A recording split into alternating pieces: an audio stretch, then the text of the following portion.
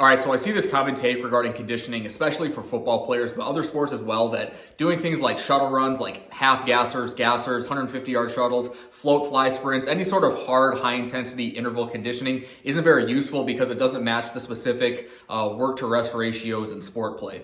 I think that's nonsense. And for this video, I apologize if I get a little bit more sciencey than I normally do, but I think it might be necessary. Think about something like float fly sprints, wherein you run sub-maximally for like 20 yards, sprint for 20 yards, and alternate between the two until you reach the end of a football field. Take a short break and do it again for like 8 to 12 reps. That might take 8 to 12 minutes or so, something like that. Or even just various shuttle runs, like 150-yard shuttles to improve the conditioning of the glycolytic system. Activities like this would fall under the classification of fast glycolysis. Slow glycolysis would be more in the duration of 1 to 3 minutes of moderate to high intensity. And also, these shifts in energy system production that I'm referring to are not in black and white. These figures are just loose figures for representation. All energy systems are contributing to the resynthesis of ATP on some level. But for short, high intensity efforts like sprints, we're mainly using the phosphagen system and fast glycolysis. Glycolysis is the metabolic pathway that breaks down glucose into pyruvate, producing a small amount of ATP. Not that it really matters, but glycolysis converts 1 molecule of glucose into 2 molecules of pyruvate, yielding a net gain of 2 ATP molecules. And when you're sprinting, the phosphagen energy system supplies you the energy you need for the first few seconds. But when that becomes depleted, fast glycolysis becomes the energy supplier for you for the next 30 to 60 seconds or so. So repeated bouts of high effort work for about 15 seconds, like float fly sprints,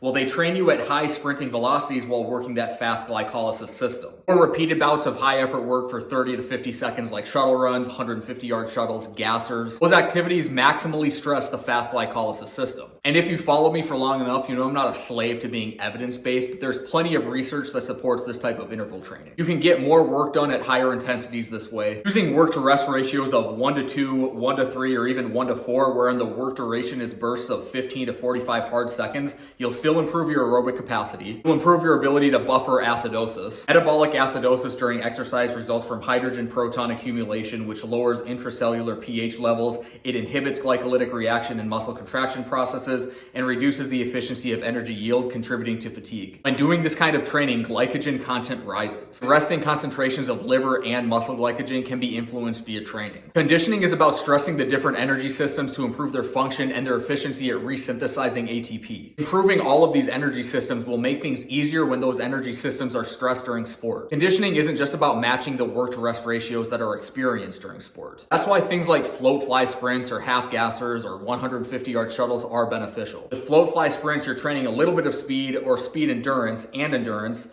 all while taxing the glycolytic system. As you train, your body adapts, allowing you to push harder for longer. So hopefully what I said in this video makes sense. I didn't mean it to turn into a bioenergetics lecture, but I felt like some of that is kind of needed for this. If you have any questions, put them in the comments and I can answer them in another video, but that's all I got. Thanks for watching.